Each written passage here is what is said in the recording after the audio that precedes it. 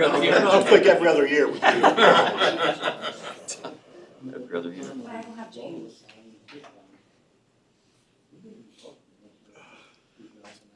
Yeah, I'm sure.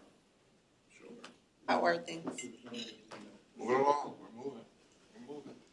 How about you? Good. How did the military packing work? Brought our folks over, how did that work out? Okay, we have a For form. the, We have a quorum and we're ready. Colin, we ready? Yeah, we're ready. Frank, Whenever whatever everybody else is. Whenever you're done eating. I'm gonna go ahead, I'm gonna put my plate away. Well, it's your, John, go ahead, John. Okay, sounds good. We'll go ahead and call the Lehigh Northampton Airport Authority Finance Committee meeting to order. First item on the agenda is roll call. Sylvette, could you call the roll, please? John Hayes, Here. Paul Anthony, I'm here. Ann Baum, Robert Brooks, Larry She's logging Hamburger. in now. Oh, okay. Ricky Dower, Present. Mike Stershek. Here. We have a quorum. Okay, thank you. Sylvette, do we have any public comment? No, sir. Okay, moving into the action items. First is approval of the meeting minutes from the June 24, 2024 meeting. They were uploaded to Novus Agenda. I'd entertain a motion to approve. So moved. Do I have a second? Second. Any additions, deletions, or corrections, or comments?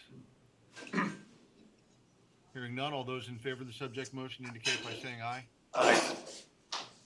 Opposed? Motion carried. Okay, next, we'll go into the review of the financial reports. Todd, you want to take us through the reports, please? Sure. Good morning, John, good morning, everyone. Morning. Paul's up and ready to go. Couple cups of coffee, I'm good. All right. Hey, Todd, before you go, I want to again thank Paul for his efforts in getting the lights turned on for Music Fest. Paul, thank you for that. Everybody give Paul a hand. There we go. Way to go, Paul. Thank you. That was big for the city. Thank you, John. Yep. All right, I've been told I only have 5 minutes according to Mike, so I'll try to make this semi-sweet. And I'm going to stay up here because the other items are kind of related, the interest rate on the connector loan and also talking about the projections. So we can talk about all that while I'm up here. One-stop shopping. In case you missed it, the last 2 months were the best that we've ever had on record. June, we had almost 99,000, and we were over 100,000 for the first time in July. So maybe we shouldn't have these meetings anymore. Tom said you broke the record in June. Then we broke their record in July. So again, you consider the best record. We're up 10.5% versus last year, up 10% versus 19. So we're long past our old benchmark of 2019, and hopefully we'll set some new benchmarks. Just kind of seeing a different kind of graph month over month, but this is kind of the year to date. Going back to 2017, obviously that's the best 7 months during that time period. You can see that yellow there, really nice. Obviously that blue one down there is COVID. Comparing us to all airports, you can see our seats are a little bit higher than all airports. We're at a little bit over 9, and all airports are about 8. But again, our throughput, which is driving our traffic, is really exceeding all airports. And even on the next slide, you'll see versus our peers. So versus our peers, again, our throughput is almost double, and we're pretty much neck and neck as far as seats. Thought I'd put on here just a little bit, because we always talk about our peers. What does that mean as far as in terms of employments? Or employments are in, and then deplayments are leaving. So if you add them both together, you get total passengers. These numbers exclude the bus, but you can see before, in 2019, we were actually below the average.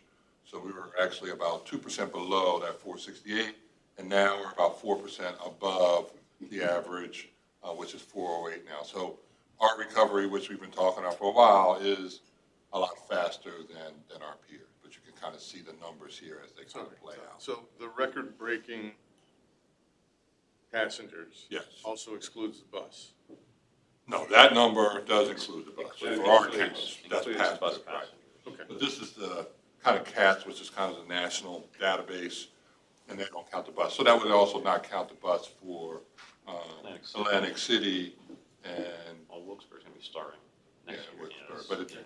But it's kind of an apples to apples. Nobody has bus in any of these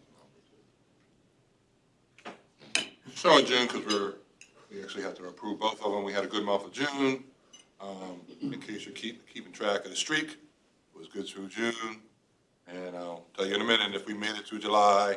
I know you're thinking maybe we didn't make it, but we had positive net income again without CARES. That's kind of the benchmark that I look at, is just kind of making sure that even though we do have the CARES, that we're not relying on that to kind of stay above a positive net income there. And most of that, if you really think about it, it's been our expense management of our expenses, because our revenues are pretty much spot on as far as our original estimate, as far as budget. We're a little bit up, but not significantly. It's really the management of those expenses. And then this is the month of July, so we're 7 months out, 7 months in a row, positive net income. And this was even a better month, where we were over $450,000 of net income. Again, driven by expense management, because, slightly over versus budget on net revenue, but it's really the management of those expenses that we had budgeted. And then here's where we are year to date. Again, you can kind of see that number there, net income 4.4, slightly ahead of where we were last year, but last year we took, this year we took a little bit more in CARES. So, but you can see down there, we're about 5% ahead of where we were last year if you take CARES out of the equation. So keep it moving, but you can really see it here. Again, that net revenue year to date is only 2% above budget, but our expenses, even though they're up significantly versus last year, it's not as robust, should I say, on the expense side as they are related to budget. And then here's breaking down the cost centers. Really the top two are what's driving things at this point. Makes up about that $4.5 million that I mentioned earlier. Is really parking and CARES, but the other areas that are positive you can see there as well. And this is kind of breaking down some of those variances, personnel and net interest, and some of those other items down there. You can kind of follow as we go through there, but that's what's kind of making up that $3 million positive variance in versus budget. And I would say not a lot of it, but a good portion of that is related to timing. Some of that is, we'll see on the back end when we talk about the forecast. And this is kind of year to date. Again, you can see our personnel costs are up 11% versus last year, 4% on non-personnel, overall 8%, but still not as far out as we had in our budget. And this is kind of breaking down the CPE. I think Ann had asked this question, really talking about the speed in which our expenses are going up. You can see that compound average growth there. So since 19, our expenses are up per employment, because that's the metrics that's used, a little over 8% versus everybody else at 5%. Inflation during that time period is about 4.3. But a lot of that is tied to, in my opinion, tied to the area, because you've had kind of that low unskilled labor market really come up as far as pricing, so that's kind of impacted some of our costs.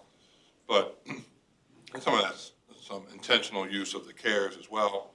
But part of the reason our costs are a lot higher is you look down at the bottom there, you can see, and we talked about earlier with the number of passengers, how many employees, full-time equivalents we have versus our peers. We have by far the most full-time equivalents. And when you have those costs in-house, it's a little bit more expensive. Hopefully you get better quality, but obviously they're more expensive than a lot of our peers. If you look at, like, for example, Harrisburg, which is number 3 on this list here, is 112 employees, and they have more employees. The same with Westchester at 136, but the average is 84, and we're at 220. And to give a little bit more color to that, I'll use Atlantic City as an example. It doesn't mean Atlantic City has fewer people working at the airport. It means that some of their people are paid by other parties. So for example, if I remember correctly, police coverage in Atlantic City is paid for by the city. So it's not in the airport head count that you see here. So we have our police force that is on our payroll, so that's included in our 220. So there are costs that are borne at these other airports by other entities and not the airport itself, which drives their number down. Correct. And they're using a lot more, to John's point, they're using a lot more contract services, and we're having them in-house, which is obviously a good thing as far as managing that, but it does mean you're going to bear a little bit more cost when you do it in-house versus taking it out and contracting it. So it's something we're aware of, and we think we get that advantage by our service.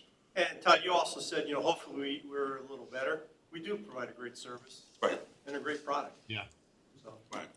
And ultimately, I'm sorry, go ahead, John, you were going to say something? No, I just said good point, Paul. No, that's a great point. And again, Yeah.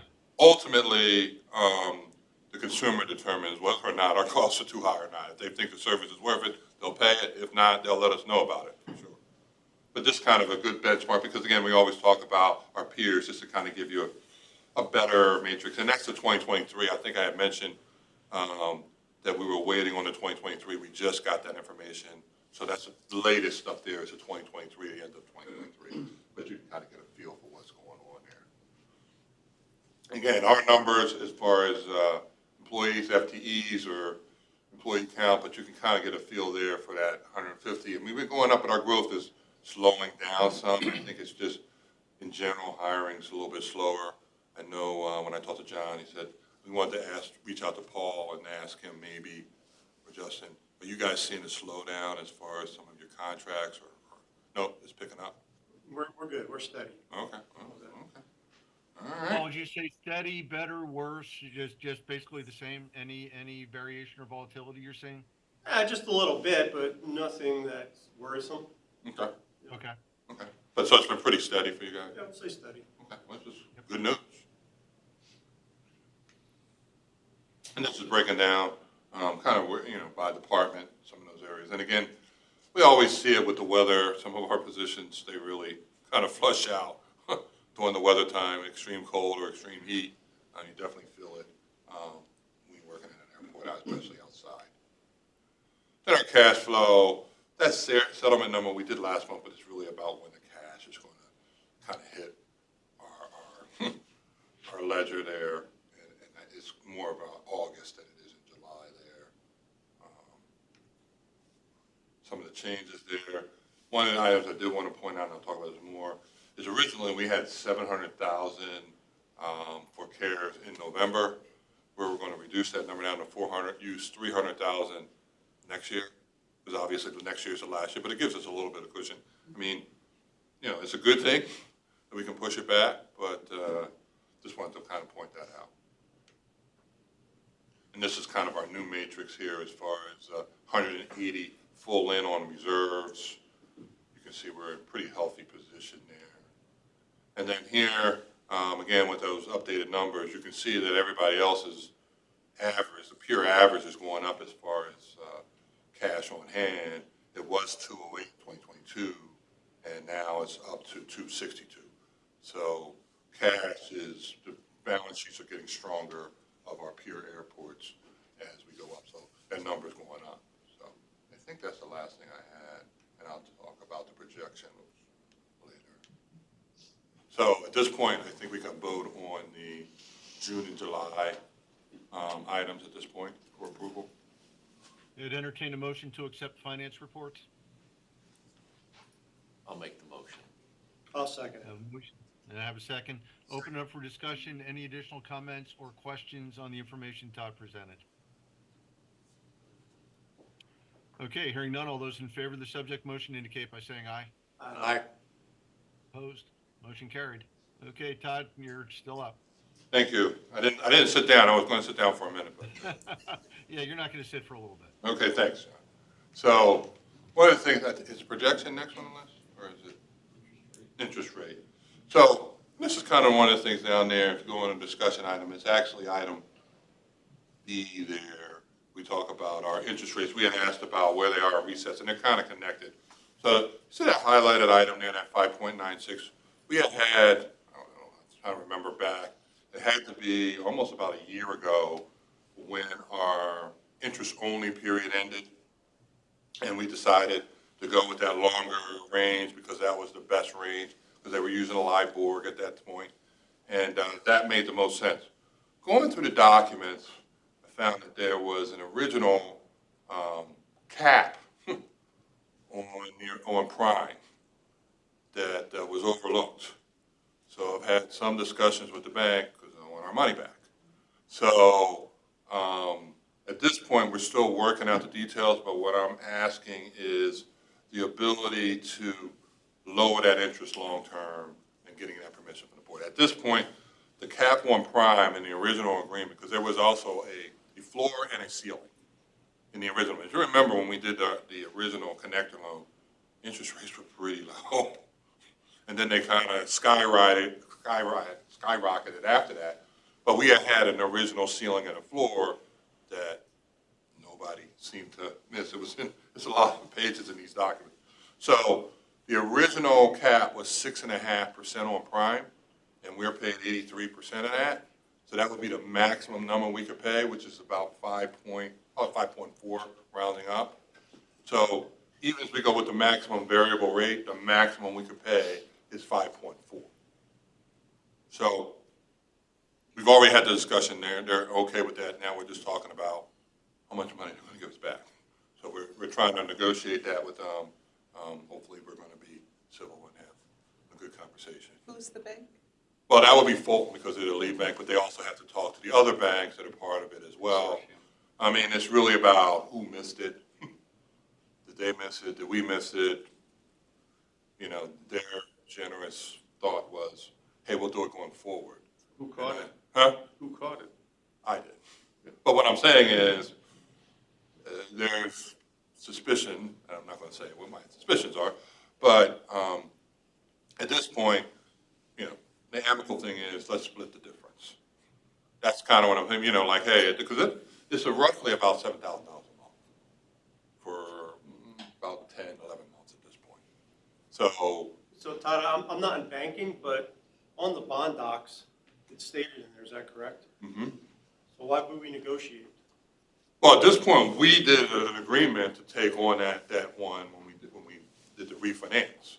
Yeah. So we agreed to do that, but nobody saw the original document that had a cap. So we want to affix when we didn't have to. Right, because there was a cap. So, and they said, hey, if you want to do it, nobody spoke up. So that's kind of what we're arguing about. So we're pretty much in agreement. Go ahead. Fulton did not have that cap in their system in terms of the loan structure. That I wonder if they did or they didn't. At this point, they didn't seem surprised when I brought it to their attention. So I don't know what that is. So, but at this point, it's kind of, you know, here's where we are. Going forward, we've already agreed that it's going to be the 5.395, which is 83% of that. Then we're just talking about how much of that is going back. They're talking to the other. We should get it all back. The loan docs are the loan docs. They're the governing documents. Fulton signed them. Fulton abides by them. Send the money back. I'm glad you said that. John, this should get in the minutes, what's going on in, you know, Fulton Bank, just for future. Yeah, I agree. This is bad management of the account by Fulton. Now, granted, we've got to do a better job of keeping an eye on it as well. So Sure. we're not blameless in terms of Right. missing it, but that doesn't negate the fact that the loan documents are what the loan documents are. And if Fulton had missed something and it was in their favor, you make damn sure they're not negotiating it. They're telling us to send them a check. Right, exactly. So that's the conversation I've had at this point. I'll keep you posted. They said they were talking to the other banks about it. Yeah. And they were going to get back. I am really surprised this wasn't simply an automated process at Fulton. It is here because we have done deals with caps and it's in our system and the system doesn't permit the rate to go above the cap unless there's an override, and the only way an override gets done is manager approval. It doesn't just happen automatically. So either Fulton's system is faulty or something else happened that we're not aware of, but docs are what the docs are. Well, at this point, I mean, you gotta remember, we also went for that LIBOR period, and then we made the decision to choose at that 2-year point when we went out of the interest-only period. So at that point, that's when the conversation should have been had. So I'll keep you posted, but it's really just at this point to negotiate. For sure, we're gonna get to 5.4, and then the other part is, let's see how much money we're gonna get back from Well, it's the same thing, Todd. I keep hearing you say negotiate. The docs are what the docs are. I'm telling you, it's been a heated. It's not a negotiation. The docs are what the docs are. Okay, I'm gonna tell them to talk to you when. Yeah, absolutely. Tell Doug to give me a call anytime on this, because I'll just tell him to read his documents and abide by them. It's not complex. Yeah, your committee wants it all back. Okay, I will make sure that is conveyed. Fine by me. But we do need approval on the. We do need approval on the 5.395. Going forward. So, yes. So that's what we're taking for a vote at this point. I'll make the motion. You have a motion on the floor. Do I have a second? Second. Have a second. Any additional discussion? Hearing none, all those in favor of the subject motion indicate by saying aye. Aye. Opposed? Motion carries. Right. And then the last. Okay, one of the other reasons why we had Todd put together this schedule is we've got some interest rate resets coming up, and we wanted to have a good handle on what those dates were. So you can see on the schedule, we've got the first couple of rate resets are November of 2025. So we've got a little bit of time between now and then. And I am not an interest rate forecaster, but it does appear that we are entering a declining rate environment. So at this point, I think timing for those rate resets should be pretty good. I don't know that we're going to get down to where they are currently, but should be lower than they are now, which will be good. That is correct. And the bottom ones are really early estimates of where we are now.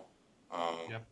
So, because at the top there, we're going from 2.44 to probably about 5.6, from 3.48 down to about 6.87. And then, I've got a placeholder in there for potential discussion on the garage. What I think our maximum number is somewhere around 22.5 million. And that would be about 5.6. So that's kind of where we are. Obviously, that 5.96 number will go down, but that's where we are at this point. So this kind of a heads up. And you can see the other column there is kind of what we can do as far as prepayments, which is always in our back pocket. On the connector loan, there is a 2% prepayment penalty. We did not have the ability to prepay on the 2015 bonds, but the 2018 bonds, we're able to pay 35% of the principal every 18 months, but it's a declining number. So 35% of the outstanding principal within every 18 months, you can do that if you would like to do that as well. So, well, for example, right now, we decided to do it right now, that 9.3, call it, we could pay 35% of that, then we have to wait another 18 months, and then we could pay 35% of whatever the balance is at that point, without any penalties. The 2% prepayment penalty, is that for the life of that bond and loan? That'd be through the rate reset date, Paul. But then it would kick in again once the rate is reset. Right, so we can't really negotiate that out. Right, correct. That one is a tough one because bank takes rate risk in terms of locking the rate. What they're looking to do is lay off some of that rate risk on the borrower. That prepayment penalties are not uncommon. So are you saying we can prepay that in 31? No. 31 would be the reset date. Yeah, but if we tried to do it before 31, it would cost us 2%. but we can do it at 31? 31 is going to be an automatic, yes. Okay. Correct. Yeah, ordinarily, Mike, we'd have to take a look at the underlying docs. The penalty, you should have the ability to pay off without penalty at the rate reset date because that's the date in which the interest rate risk is completely gone. Right, but we'd have to look at the underlying docs to make sure. okay. Yeah, I'm pretty sure that's correct, John, but I'll double check on that. But the 2%, Okay. and then, as John mentioned, in a declining interest rate environment, the 2% penalty may come into play depending on how low interest rates go down.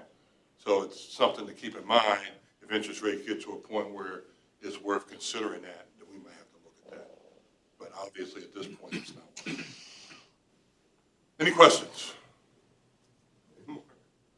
Always look at Paul, he's the same. All right, and then I think the last thing on here was the year-end projection.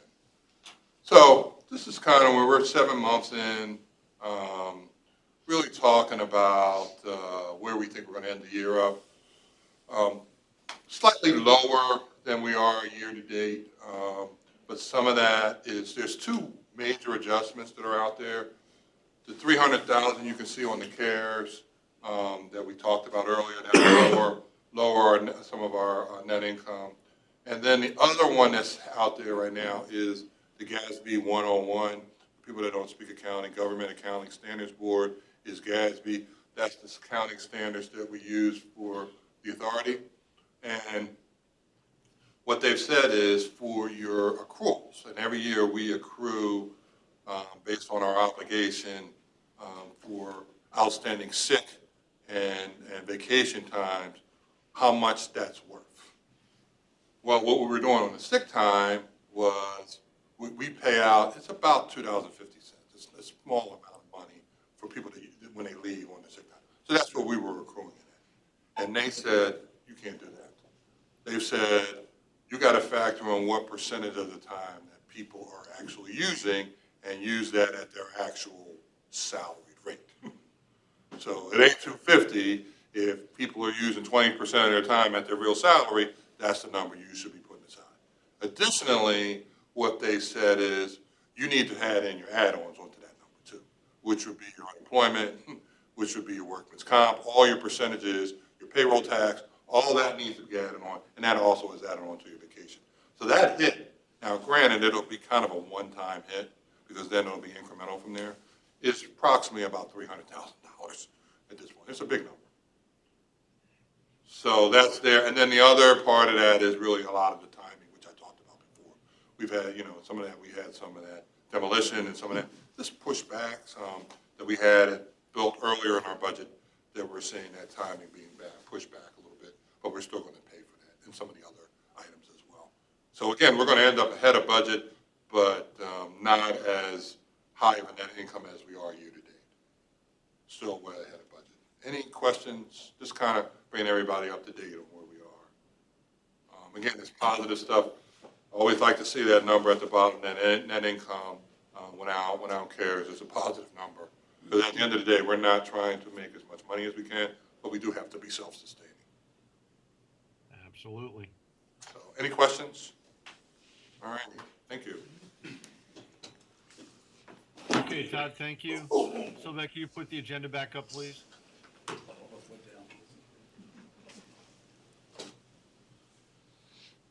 where we're at. Okay, so we've covered everything in that regard. So next item is, do we have any new business to bring before the committee today?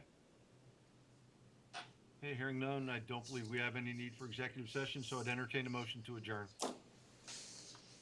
So moved. Okay, we're good, thank you. So we move on to, what do we have next, Business Committee? We do. Okay, It's here. Okay. Welcome to the August 22nd Business Committee meeting. I'd like to call the meeting to order. Sylvette, can you please call the roll? Don Gottschall, Here. Justin Grimshaw, Here. James Irwin, Ron Heckman, Frank Facciano, I'm here. Jonathan Strauss, Christopher Worley. We do not have a quorum. There he is.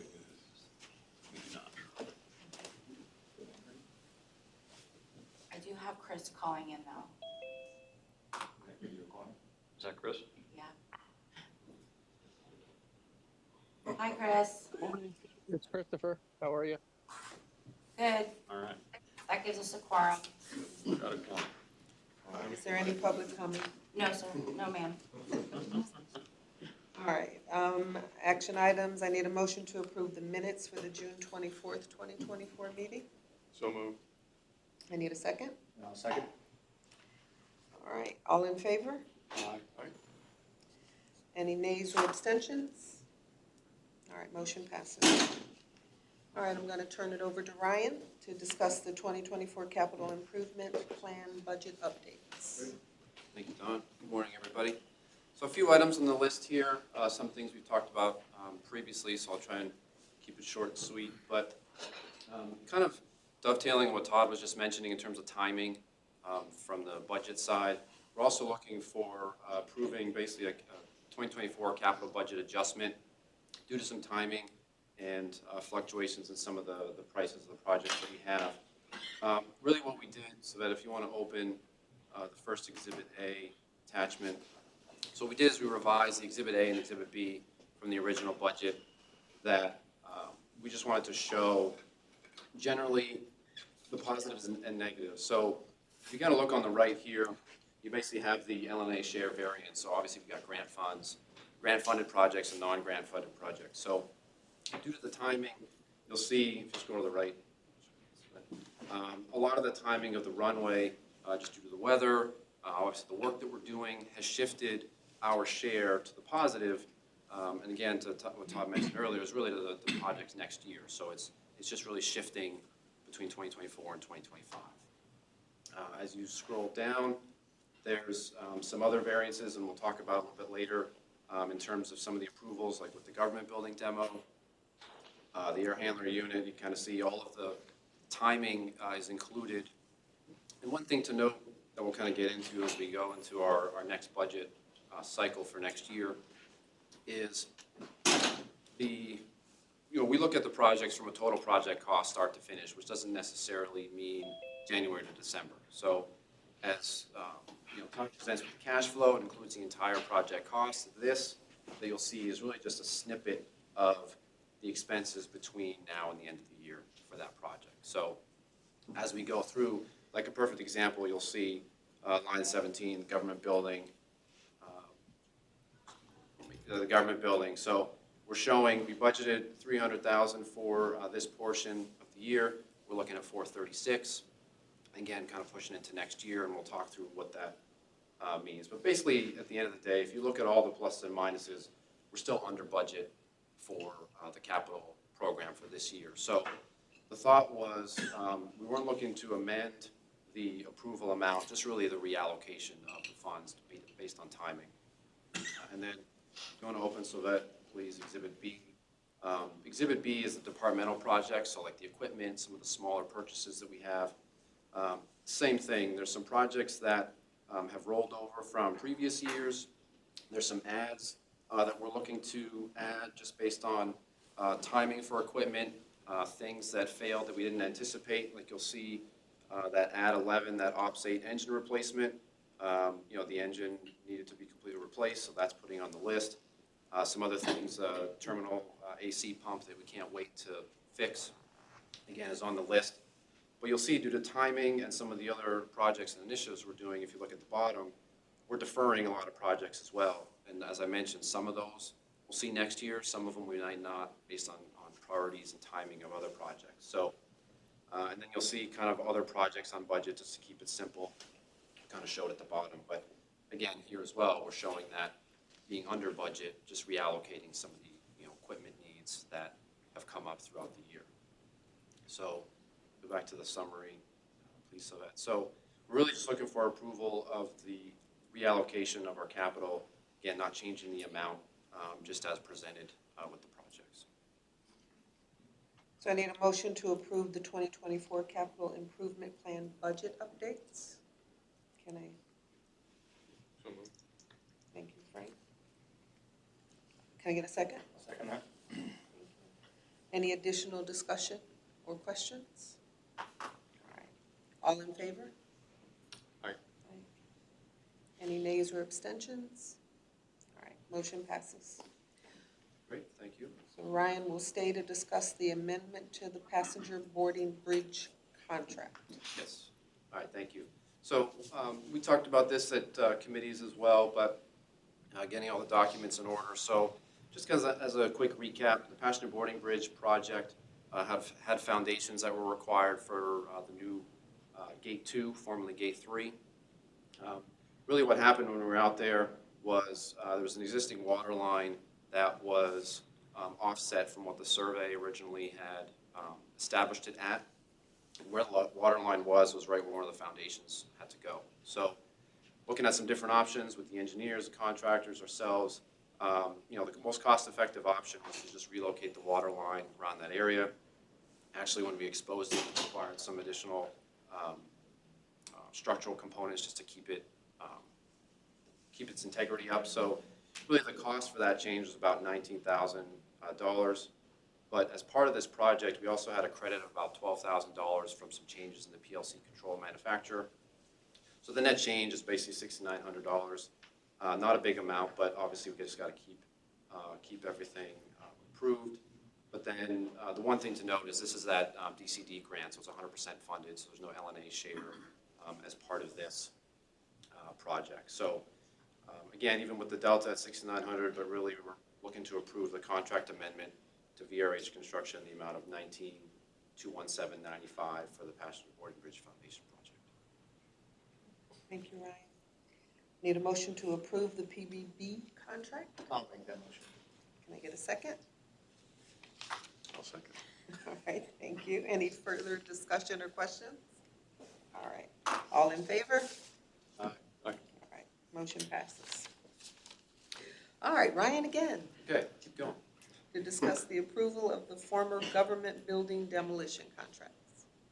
All right, so again, we've talked a little bit about this one, but again, kind of going through the specifics.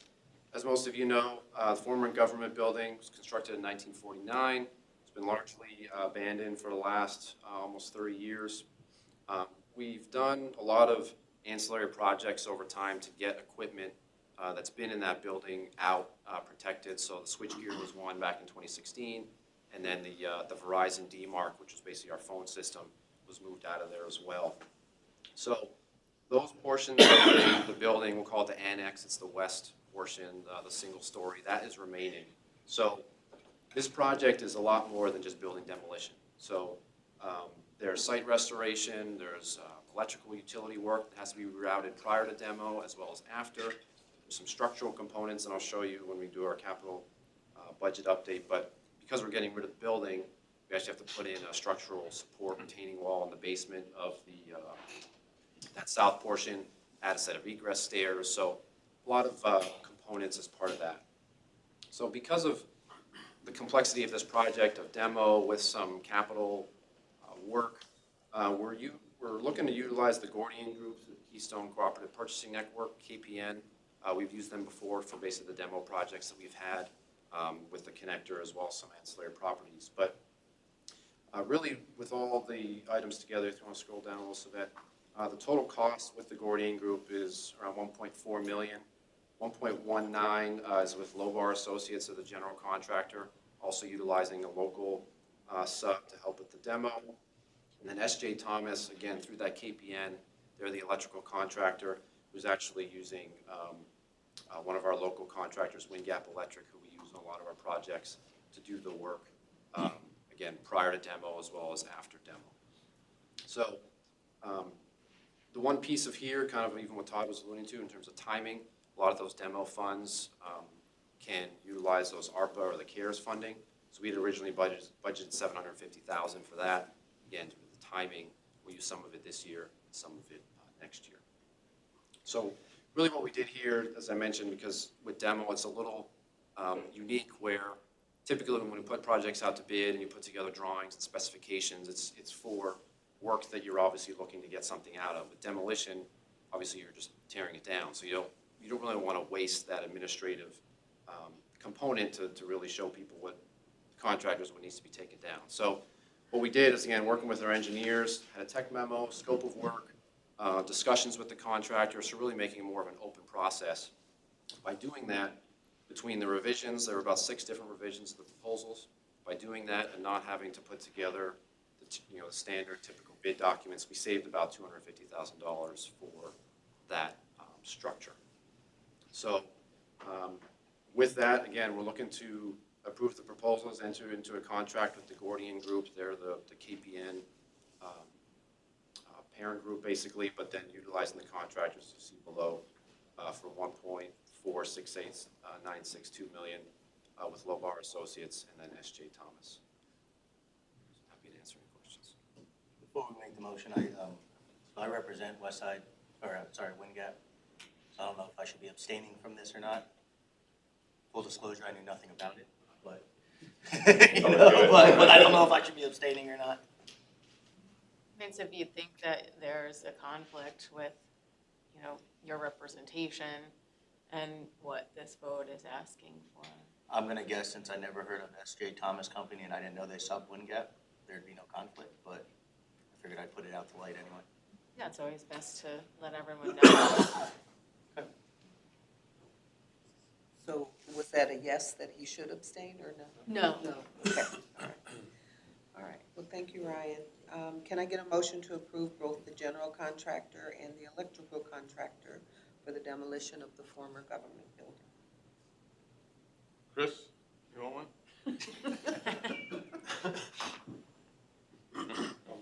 Okay, thank you. Can I get a second? All right, I'll make the second.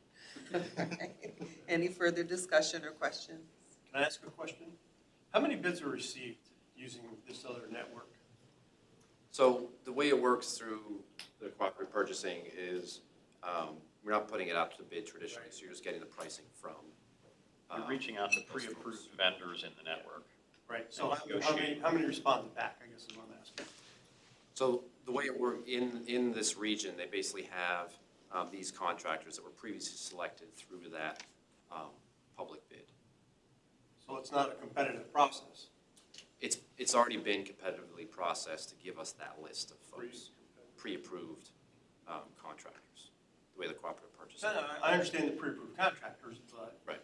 it wasn't put out competitively, and we went through this other network. Similar to co-stars. So you Similar to approve Co-Stars. approved vendors that are part of that cooperative purchasing network. You negotiate the price with them. You're approved to do that. And we're just basing it on the engineer's estimate, right, that it's in line with that, so that's where we feel comfortable. Correct. Yep. No more questions? Okay. Anything else? Any other discussion? All right. All in favor? Aye. All right. Any nays or abstentions? Motion passes. And then Ryan, one more time. Thank you. Yep. To discuss the award of bids for air handler unit number 4 replacement. Great. Thank you, Don. So this one, and even Paul, to your question, this one's a little different. You'll kind of see why we went the one way versus the other, cooperative purchasing versus bid. This project is to replace the existing air handler unit that serves the Allegiant ticket counter and the police station on the second level. It's the original unit from the main terminal construction back in the 70s. Obviously, it's beyond its useful life. With the new equipment, that's a variable air unit, you're required to replace all the ductwork as well, which kind of makes sense given the age, so that's included in the project, as well as new ceiling grids, lighting, and other components in the police office area, and I'm improving some darkened areas over the Allegiant ticketing counter that we've seen over in that area. So with this project, we received 7 bids through Penn Bid last week. The breakdown, which was actually, we're surprised, not surprised, but good to see. We had 3 general contractors, 2 mechanical, and 2 electrical. You can basically see who the lowest responsive bidders were. So Mohawk Construction, Allentown, Master Mechanical, and Wind Gap Electric. As most of you remember, Master Mechanical, Wind Gap Electric contractors on the connector project. We have good relationships we've worked with before. Mohawk Construction are actually doing the concession renovations right now as well. A lot of experience in the valley as part of that. With this, just to kind of make note, is what we've done before with some of the revisions to our contract documents is really the contractor qualification questionnaire to make sure that we're getting folks that meet all of our specifications. The prices you see here include a 10% contingency that's included, again, just as things come up throughout the project. So I've scrolled down a little bit. So the one thing with this as we mentioned, so we did look at using the KPN, which is what we just talked about for the government building for this project. When we looked at it and compared it to the engineer's estimate, it didn't make sense based on the price that we were getting. Again, we were about $162,000 over the engineer's estimate. So we said, let's put it out to bid, a little bit more work, but most of the documents were already put together because, as I mentioned, as a construction project, we had to put the documents together anyways versus building demolition like we just talked about. So that basically put all of those bids within about 2% of the engineer's estimate, which is really good when we looked at it. Just some things to note. This project also includes some elements that we've ordered and looking to purchase. Basically, the air handler unit and fan we've talked about before, $55,000. There's a HVAC tie-in and building system integration that needs to be included. And then while we're in there completely gutting the space, it made sense based on the furniture to replace some of the police department office furniture, kind of the squad rooms, and then the flooring as well. That's been original to the original construction of that squad room. So all said in total project cost is $1,013,938, and then we're looking to award the bids to the following contractors for that project. As you can see, Mohawk Construction in the amount of $311,521, Master Mechanical in the amount of $370,398, and then Wind Gap Electric in the amount of $115,170. Thank you, Ryan. All right. Should I bring it to light again that I represent Wind Gap? That's going to keep coming up, right? Ultimately, it's just, it's your decision and the chair's decision, but because the recommendation is there and they are already determined to be the lowest responsible bidder, I think a vote is not a conflict. If we were determining how much they should be awarded or whether to award it to Wind Gap or some other contractor, then there would be an obvious conflict. But in this situation, I don't see it because they already identified as the one that we're going to vote for as sort of a package on the vote. So it's up to you if you wish to abstain, or if the chair thinks that you ought to abstain, then we just also need like a little written note, but I don't think that you need to in this circumstance. I'm comfortable, especially since what she said. All right. I'm good. I need a motion to approve the award of bids for the replacement of the air handler unit number 4. Okay. No, Chris? Okay, fine, I'll second it. All right. Any further discussion or questions? Of course I have a question. Okay, all right. So the air handler is a large item. Any issues with receiving that?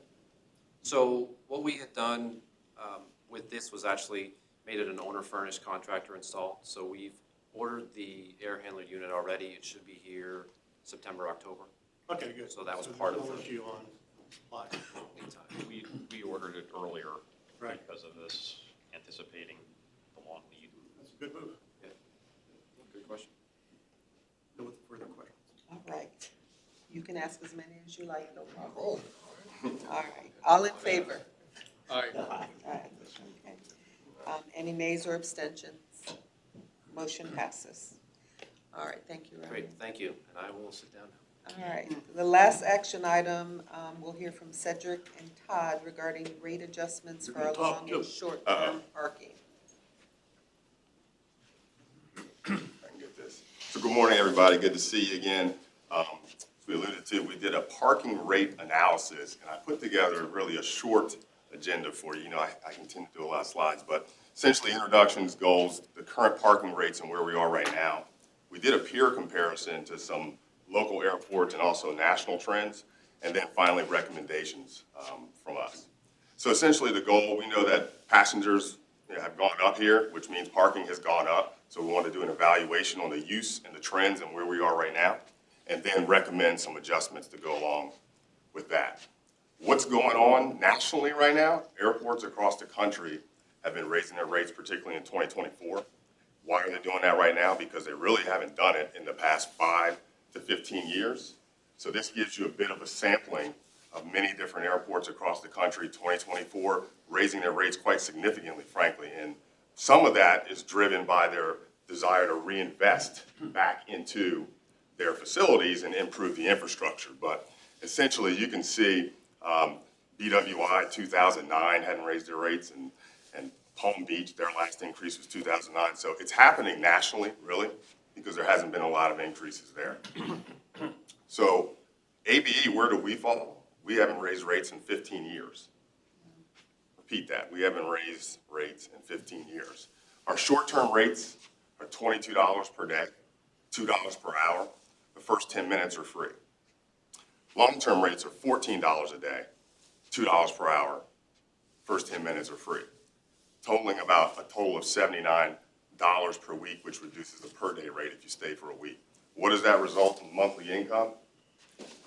Well, the monthly income is, in 2023 is about $520K per month, and this year we're trending upward of $562K without any increase per month.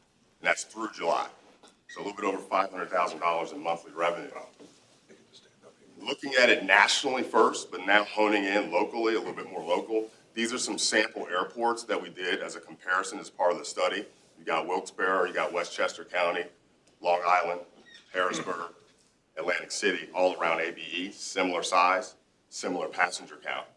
How does that compare? I recognize this is a lot of numbers, but ABE being in the green short term is roughly free for the first 10 minutes, and then as we look at the hour band, which is, I don't know, I guess it's right there, hour band right there is about $2 for an hour.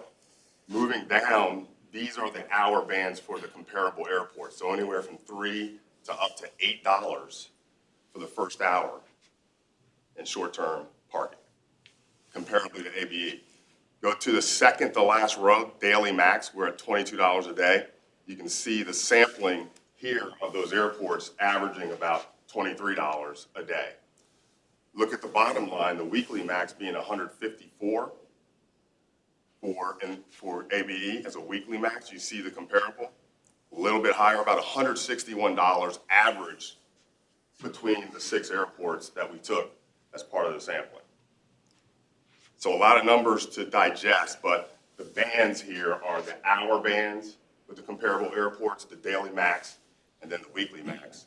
So you can see, having not changed our rates in 15 years, we've fallen a little bit below the average for the comparable airports. Looking at long-term, once again, free for 10 minutes. The only other one there is Wilkes-Barre with free for the first 15 minutes. Now we go to this hour band, we're at $2, goes up to $8, $3 and $5 in some other areas there, $5 for 60 minutes.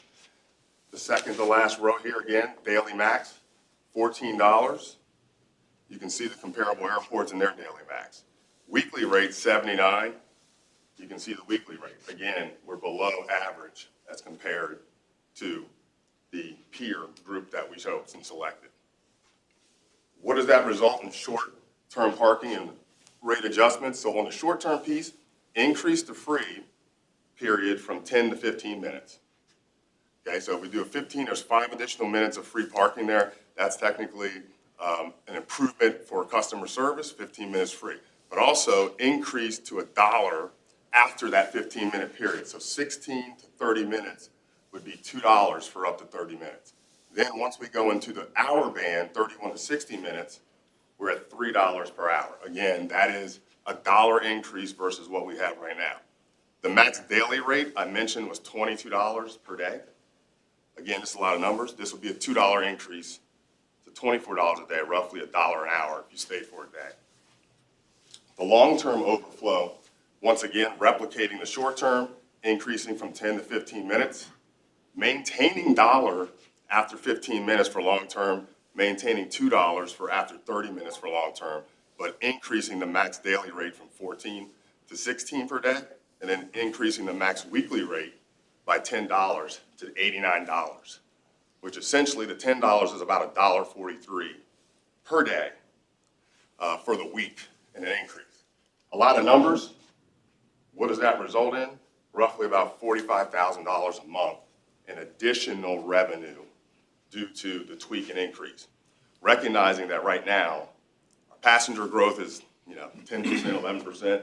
Parking is trending along with that, so the usage and capacity in parking is a big piece, and it's a big revenue generator here. So tweaks, haven't made changes to the rates in 15 years, comparably to both the peer airports that we did the study with, but also the national trends.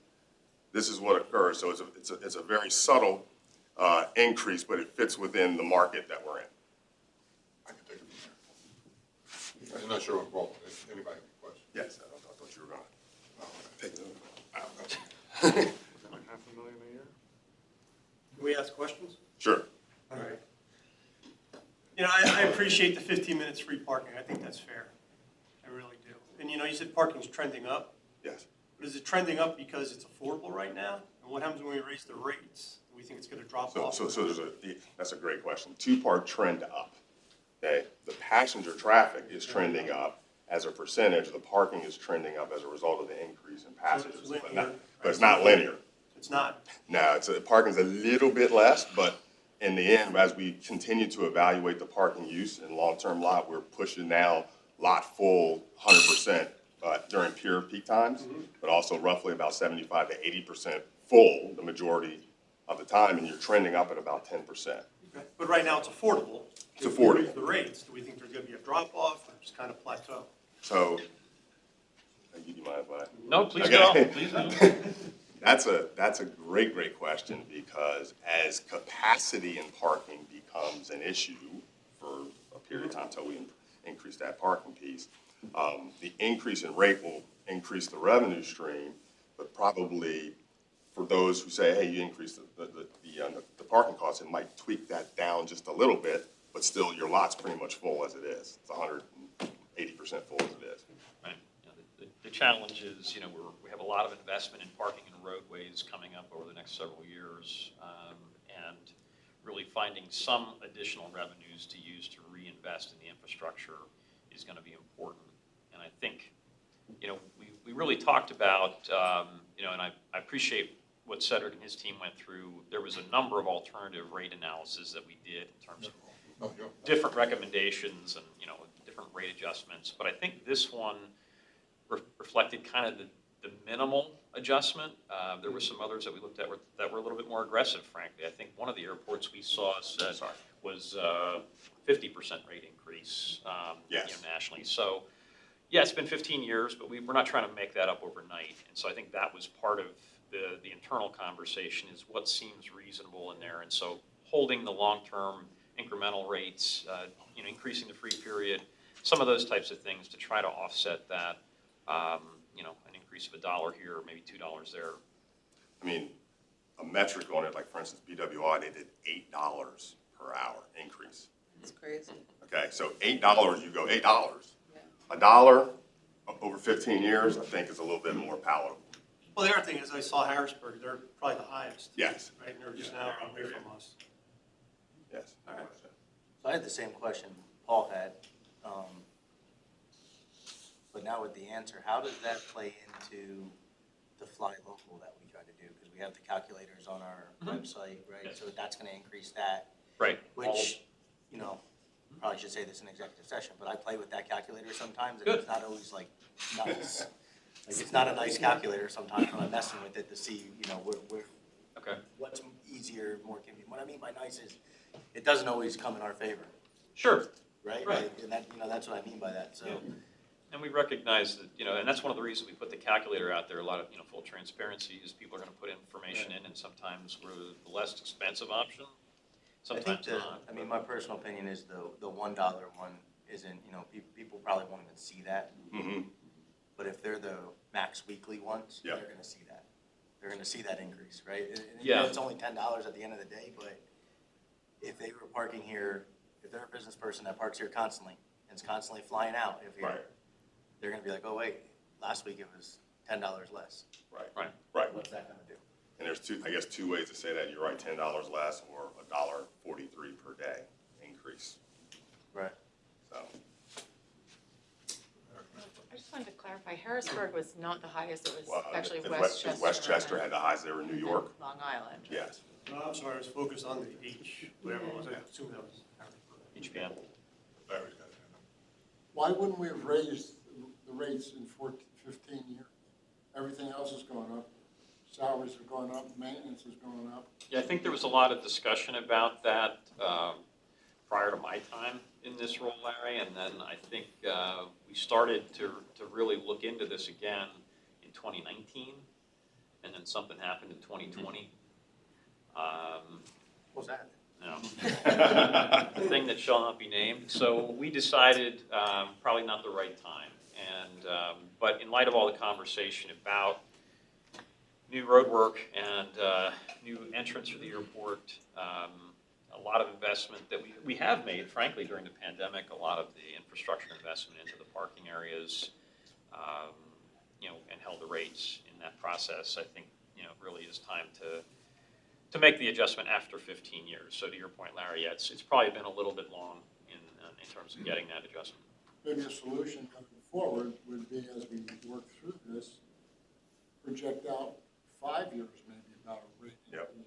Incremental changes. Mm-hmm. Right. Yeah, and part of the challenge, I think, too, is that we try to, and you see other, the other airports doing this too, is you're trying to use even dollar increments to make it easy in terms of that calculation, so you're not getting into some, strain $1.83 versus, so, when you're trying to just raise it a small increment, sometimes it becomes tough to, when you're jumping it usually $1 at a time, so. So overflow is the same as long-term? Correct. Okay. I think I paid $28 a day for long-term in Philly. Yep. July. Yeah, and we did Yes. not include the Philadelphia or Newark No, I get airports it, on right. comparison. And it was also a full lot. Yes. One of the questions that came up a little bit earlier was the impact of this on our frequent flyers. Tom, we've got the Aero Club that provides special parking spots for Aero Club members, which I think is 15 flights within the last 12 months, if I remember correctly. Yep. Is there any potential value to offering a parking discount to Aero Club members as well, so that, and I don't remember who brought it up in the frequent flyers, that it's not as much an impact for the people that we want to keep because they fly out of here a lot? Yeah, and so they actually do receive a discount depending on how you want to look at that, John. It's they really have very close parking, so they're effectively parking in the short-term location, but they pay the long-term rate. Okay. Okay. Want to make sure that we make that point very clear so that they understand it. Yeah, rates are going up, but you're still getting a deal. Yeah. So in changing these rates, will this be posted on our site? And as John is saying, to make it clear, the benefits of what they get for parking here as Right. well. And I think part of this is, and Todd didn't get an opportunity to talk at this point, but we're really looking at an October 1 date or after to get these rates implemented, and that gives us an opportunity to be able to. Did you have something, Colin? We're gonna do a letter to the Aero Club. So with the opening of the concessions and the changing of parking rates, Paul Bonstein does the Aero Club. Right. The intent is to update with a letter so that everybody understands when it's The change. effective. We've done that, we do that periodically throughout the year when things change. So it's an easy way for us to explain it. Okay. So, yeah, so it's really just logistics of getting, signage changes, website changes, updates, travel calculators, all the things that we have to put in place to make sure we're messaging all of this. Overall. Out of curiosity, how many Aero Club members do we have? Colin? 223, I think, John. Good. Pretty specific. What's that? I said, that's pretty I specific. had my one-on-one meeting yesterday with that's what Paul, I so think the it numbers is. in my brain. Okay. Are you going up, Todd? I don't know if Seth's looking good up there. I'm good. This just summarizes the recommendations for you, so thanks for your time. Questions? Seth, can you pull up that executive summary, this piece here? Yeah, so as kind of been mentioned already, what we're looking to do is make these adjustments effective as early as 10/1. It might take a little bit longer because obviously we have to update the infrastructure. It's going to take a little time, but hopefully sometime in October we'll have this finished. But again, talked about, we don't think, to everybody's point, we don't think that these are going to be as painful as they could be. I mean, even when we looked at this as far from an inflation standpoint, if you look at, and I think I mentioned it earlier in the earlier exhibits, if you look at inflation from, the last 4 years, just doesn't even keep up with that, not even 15. So it's unfortunate that you have to raise costs, but, I'm sure if we took these rates and trended them up from 15 years ago, they would be a lot higher than what we're doing here. So again, we, as Tom mentioned, I know one of the original options was to do some change, like $1.05, and I'm like, no. Because number one, we don't have that kind of change out there. We still take cash. So I think it's a reasonable option. That $45,000 will help, again, with a lot of the infrastructure that we do need. I mean, Don asked me this when we have our one-on-one, what's our number one challenge at the airport? It's revenue. I mean, obviously we want flights, we want to do our best to kind of provide the service to the public, but at the end of the day, we need revenue because there's a lot of costs associated with running an airport. So these costs are necessary, these increases are necessary to pay for some of the infrastructure that's going on. With more traffic, those roads are getting worn down and we have to do more infrastructure. So it's kind of like you have to do it to kind of maintain what you already have. So again, we were considerate of the public. Obviously, I mentioned this earlier, we're not here to make as much money as we can possibly make, but at the end of the day, we have to be self-sufficient and our costs for infrastructure are going up. So our recommendation is that we move forward to this as early as 10/1 or after, as soon as we get the infrastructure in place. So even with a little seepage, it's about $500,000 a year. Yes. If you get the pushback will not be, you're the only one that's raised your rates in the last couple of years, right? A lot of people. Sure. Everybody, And one of the things in there is, whenever you start raising rates, and Seth mentioned this earlier, it's going on in 2024, where are we in raising our rates? Other folks haven't raised their rates yet. So they're going to raise their rates, they just haven't gotten around to it. So, we're getting ours in there, but you best believe there's more rate increases to come with some of those other airports. We also just did rehabilitation in the parking lot. Short-term lot Correct. was rehabilitated, long-term lot they were both resurfaced in the roadway, so it's that cost too. So. And one of the things we've talked about as well is we're updating the equipment out in the overflow so it's consistent with everything else. Because right now, you cannot pay on foot in the overflow because it's two different sets of equipment. So again, it's a lot of infrastructure that has to be done. And again, we're not trying to rip anybody off. We are considerate that people are trying to keep their costs down, but at the same token, we want to be self-sufficient. So at this point, I'm asking for approval to make these increases effective as early as 10/1. But I just had a comment. Even though if you look at the numbers here, some of the increases are 20, 30, 40%. Bear in mind, we have a huge leisure business here, but we also have the business traveler who's going out of here, who is on an expense account and someone's paying for his parking or whatever they're paying for. The other side of it is we don't have any competition. There's no off parking here at all, which I think plays to our favor because the people are going to come here regardless of what the prices may be. To that point though, why wouldn't they just use a ride share to get here? That is always an option as well. Because, younger people, that's what they do, right? Sure.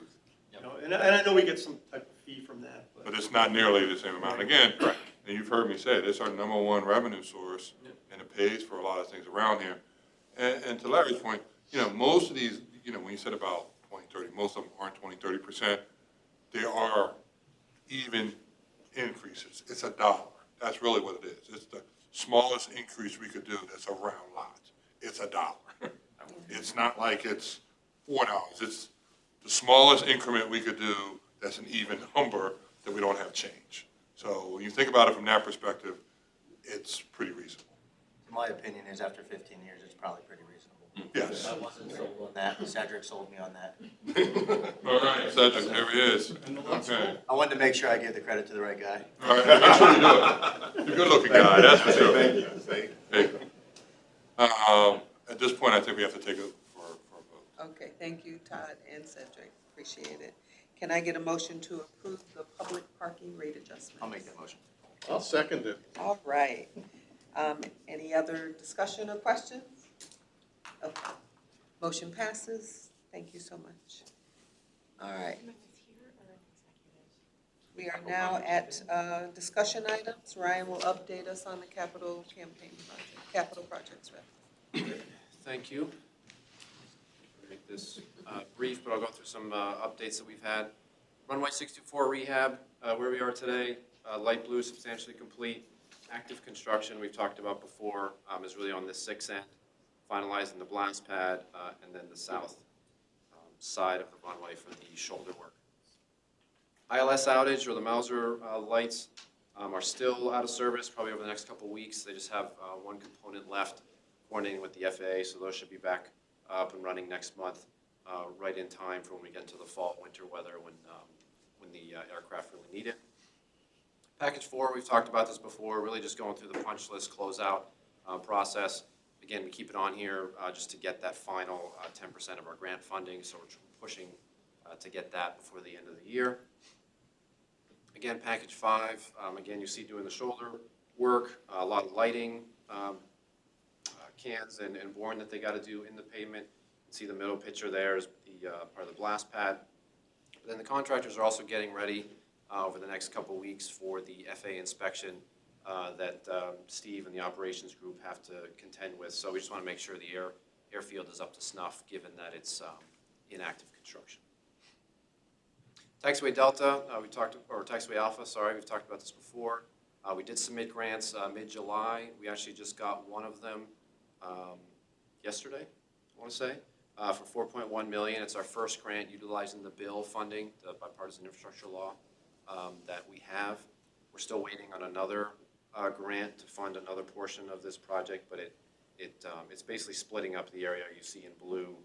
Again, just allocating funding, coordinating with the FAA to get some discretionary dollars as well as utilize our bill funding. So probably won't see that start of construction this year, but again, going through the administrative paperwork to get it set for next year and obviously including our cash flow and budget. We've added this slide. We've talked about it before. I know questions have come up in terms of the cargo project or the Northside Logistics and Cargo Complex. We're moving along a little bit more, so we figured we keep the updates every month for the committee.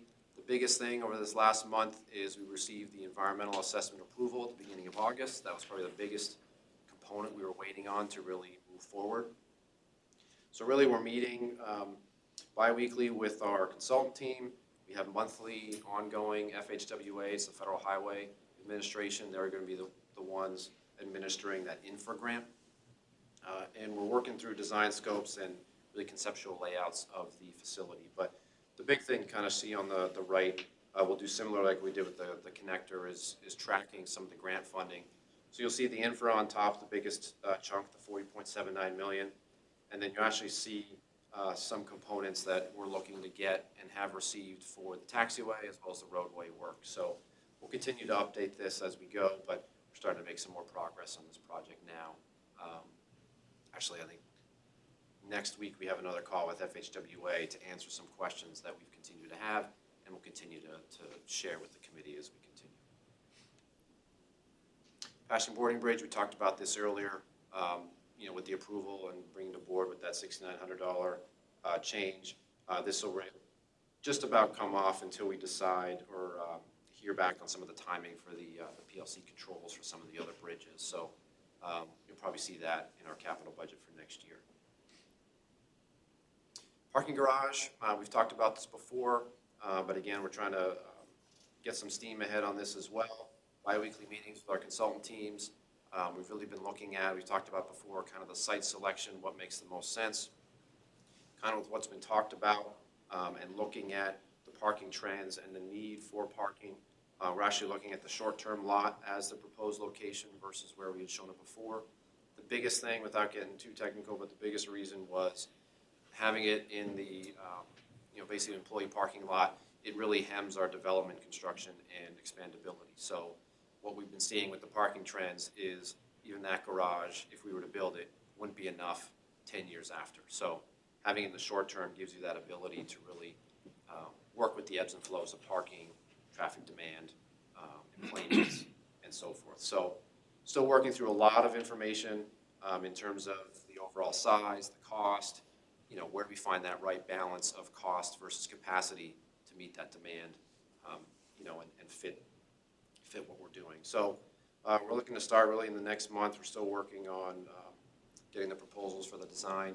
Again, put that in the budget to keep that moving. But again, a lot of work still to come as we're working through those pieces. Talked about this earlier, air handler unit. Again, we'll update this slide with some of the metrics that were approved. But looking to get this project started hopefully in October to get it in line with what needs to be done. The biggest thing, I'm coordinating again with Steve and his groups in the police department. We're actually going to relocate into the previously occupied TSA offices that have moved. So it actually kind of helps out in terms of timing, so we can get them out of there, do the work, and get them back in. So working with their team as well. Again, I mentioned this earlier with the government building we talked about, but so kind of like as I was discussing, so this is basically that basement where the switchgear is now. Here's the switchgear in this corner. So with some of the work they have to do is a structural wall, set of egress stairs, and other components. And as I mentioned, this switchgear that was replaced used to be in this area in the basement that ultimately is going away as part of the demo. So again, this will be updated as well as we go, but you can see the numbers that we talked about earlier. This, again, looking to probably start in that October timeframe, working through some logistics, the permitting, and other components. Again, here's some photos. New switch gears on the top right. Again, you can kind of see the, unfortunately, disrepair of the government building. And then as part of this as well, and we'll kind of show more as we go, is the top left is some of our de-icing tanks that are adjacent to the facility that we're actually going to have to relocate as part of this project where the new fence is going to go during that construction. So more to come as we continue that project. I appreciate the picture of switchgear. Yeah, good. All right. Anytime. And I don't recognize it, but I appreciate it. So this one we added in here. It's not an LNAA project, but it's happening at the airport, so I just wanted to make sure the committee was aware. Beta Technologies is an electric aircraft manufacturing company. They actually have some of these in testing, and I think a lot of airports have started adding these basic charging stations. So they're looking to add a aircraft charging station right off the Hangar 10 ramp as part of it. And again, there's no cost to us. They're actually also adding a level 2 car charger as part of that as well. So we get some benefit for our Hangar 7 tenants. But they're looking to start that in October as well. Again, coordinating with permitting in the township. But I think that's something exciting to kind of bring to our area as a potential option as this company continues to grow. Brian, is that just one charging station for the aircraft? Yep. Yeah, it's basically that cube that they show here on the left. Yep. So electric aircraft are actually in the air now? I believe so, yeah. They're doing a lot of testing. I don't know if they've officially sold any. I don't know if you have. Yeah, I think Beta's just they're sort of set up a network and flying that network right now, I think. Yeah. Are they fully electric or do they have backup? Fully electric. Fully electric. Okay. Yeah. Yeah, it's Oh. coming. It's coming. It doesn't look like they glide very well. Yeah. So, again, just to make the committee aware. Moving on to Queen City, the 1533 lighting project kicked off in July. Next week, we have some dual runway closures to do some work in the intersection. Excuse me, but you can see it's replacing the CAN conduits lighting on 1533. And likely in September, what we've been told is the vault should be on site, and that's a big component of keeping this project moving forward. Continuing to work. Are they working at Queen City every night? They're trying to work typically throughout the day, every night, no. It's really just that intersection closure they'll work at night. Basically the runway, just kind of see, because it's a crosswind, we've just had it closed. So they can work throughout the day. This project we've added to the list. Again, we may have talked a little bit about it, but we did actually receive a grant for Queen City The main purpose is to rehabilitate taxiway Alpha, which is the main parallel taxiway adjacent to runway 725. The biggest thing that we have to look at as part of this, though, with the FAA is the current runway to taxiway separation does not meet FAA standards. It's actually too close. So we have to go through the feasibility study of basically evaluating, does it make sense to shift it basically about 40 feet based on the cost, some of the other components, environmental impacts, or is the FAA okay with, hey, there's not a safety risk, to keep it where it is, you're good to just rehabilitate it in its existing location. So basically over the next year, we'll work through what's going to be the plan for that, but ultimately the main reason, you kind of see on the left, pavement condition index is really at 50 or below, so it definitely needs to be rehabilitated in the next few years, which is why we're looking at this study. And then again, where we are with some of our existing projects, no major changes other than the percentage complete. Next month we'll add in, again, some of the projects we just talked about to keep tracking those as we go. But again, no major surprises at this point. And that's all I have. Happy to answer any questions. Thank you, Great, Ryan. thank you. Is there any new business? None? Okay. Solicitor Marcon, is there any need for an executive session? Yes, there is. I'd like to discuss legal strategy regarding threatened litigation on the connector project. And I need a motion to adjourn. I'll motion to adjourn. All right, thank you. Since I have a drop dead time of 11:30 that I have to be out of here, so Connie, I'm sorry I'm going to miss your presentation, but I'll call the meeting of the Executive Committee of the Lehigh Northampton Airport Authority to order. Would you call the roll, please, Sylvette? Glenn Lieben, Mike Stershik. Here. Frank Fasciano. I'm here. John Hayes. Paul Anthony. Here. Decorum. Is there any public comment? No, sir. First, action item is the approval of the meeting minutes from June 24th. Move to approve the minutes. Got a call first, Frank second. All in favor? Aye. Any additions, deletions, or corrections? Hearing none, motion passes. We also have the approval of the Florio Carucci invoice for June and July, because we missed the June approval in July. Right. Is there a motion for that? Frank made the motion, Paul second. Any discussion? All in favor? Aye. Any nays or abstentions? Thank you. And then we go into Connie, the services update. I apologize that I have to go. See you all Tuesday. All right, thank you. Have a great weekend. I cannot believe it's August 22nd. Ooh, well, I'm excited to give you an update on commercial services and all the services that we provide. Within commercial services, we have two departments, passenger services and airline services. Just as a refresher, our passenger service team, that's our manager, Marcy. She does a great job. We provide passenger wheelchair assistance, we're airport greeters, luggage assistance, airport parking lot shuttle, ambassador program, and we still jump in the cars that don't start in the parking lot. But just a quick update. I don't think, Ricky, I presented in front of you, so.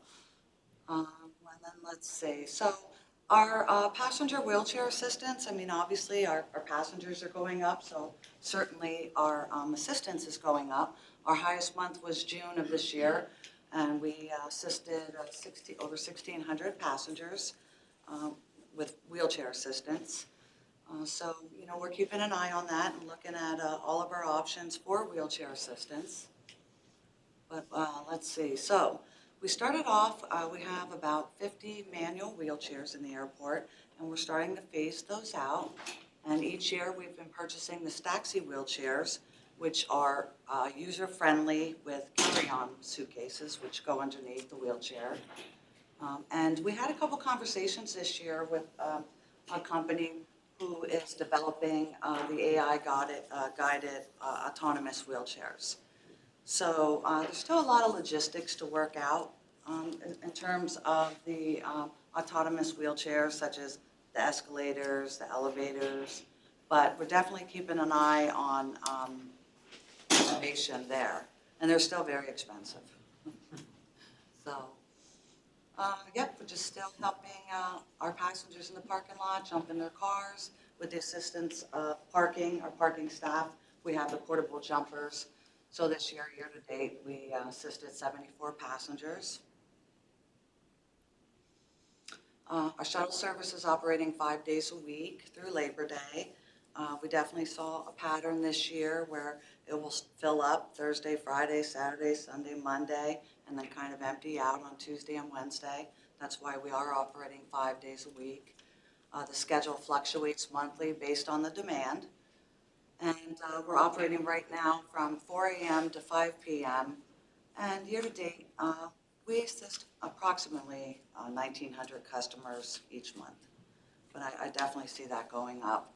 And we'll probably take a look at extending those hours in that service for next year. All right, and the second department is airline services.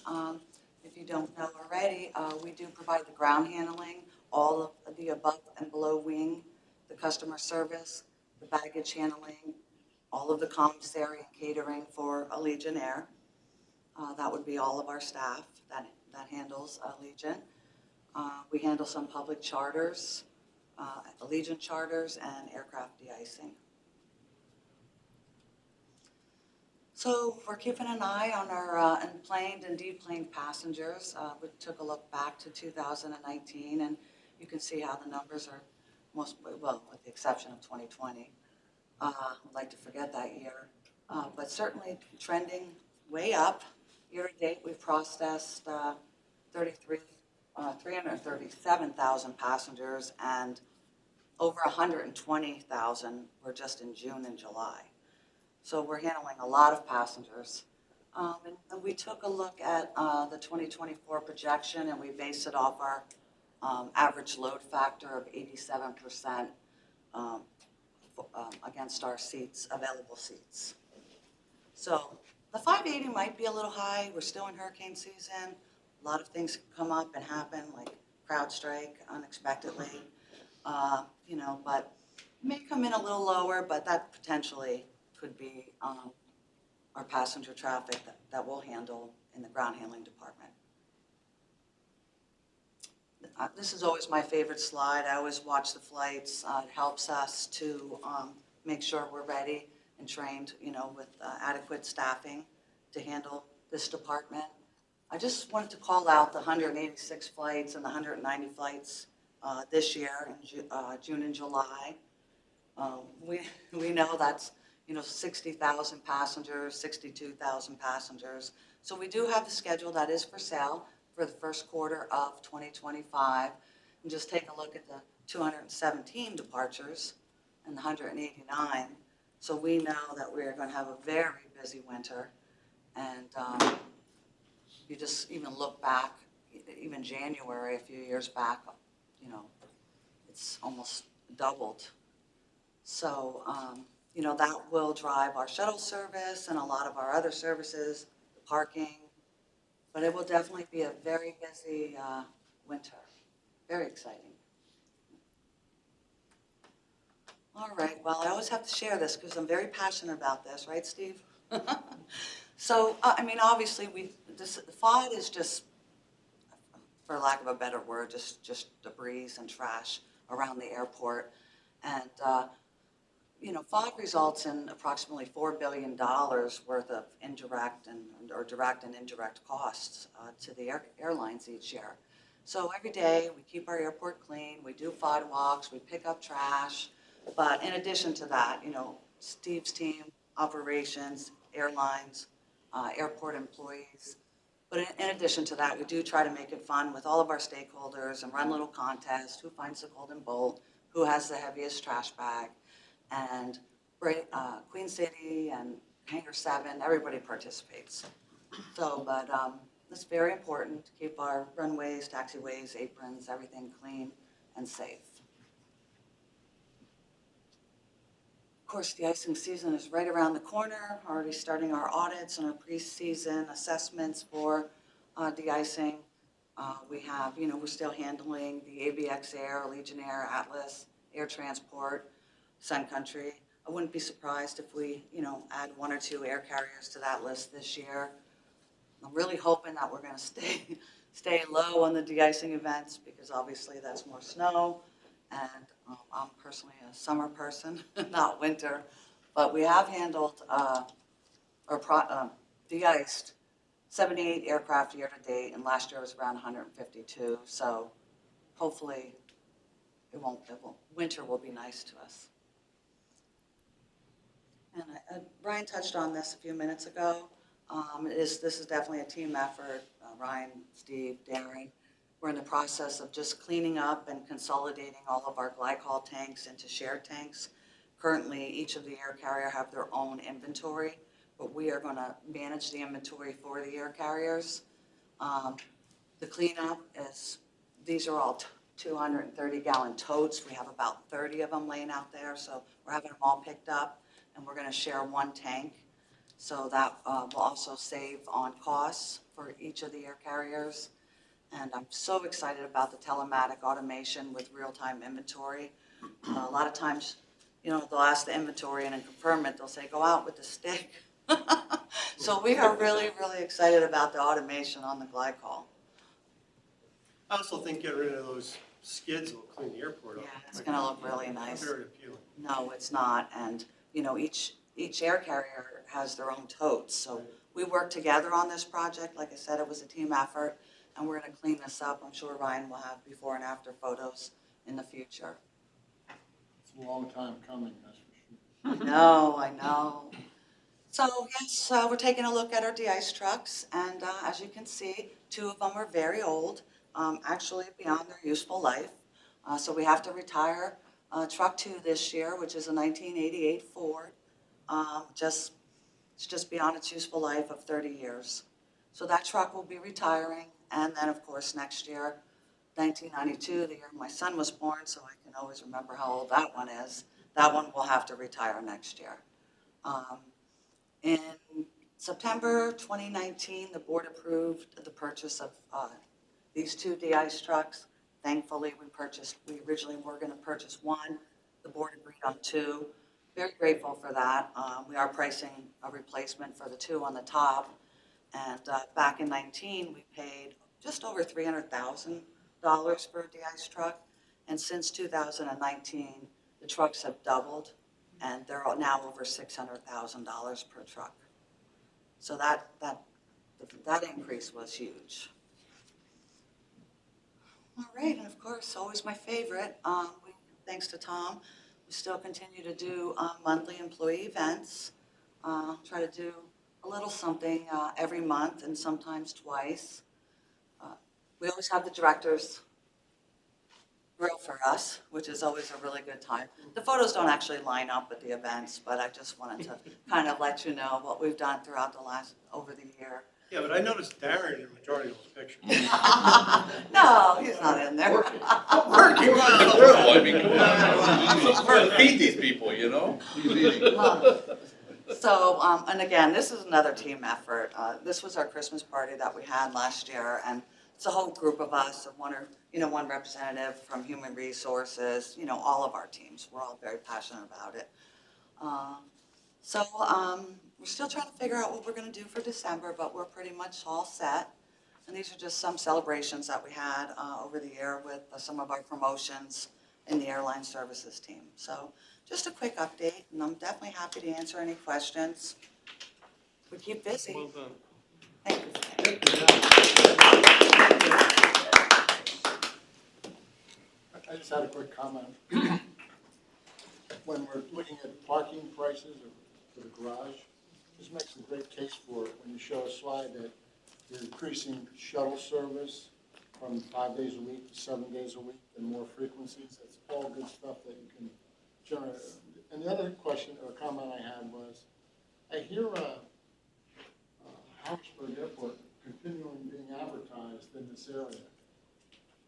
Obviously, it hasn't hurt us because we've increased our pass-through, but do we encroach upon them, trying to steal business from them, do you know? Or- We don't do anything too close to Harrisburg. I mean, we go to Berks County areas, but as far west as we go. We haven't done anything in that. I mean, And we haven't noticed any impact or anything? no, we don't leave much traffic there, you know, that I know of. I haven't, where have you heard their advertising? I'm surprised that they're even in the market. They're on AAD and I think ZZL. There's a couple. For Harrisburg, I'm surprised. Listen is easy, huh? Right, 10 to 2, Josh. So, I haven't heard that for you. Have to go to. So Mike left, so no new business, obviously. No need for exec session, obviously. So I think somebody can adjourn us out between the two of you. Okay. Adjourned. We are adjourned. All right, thanks, everybody.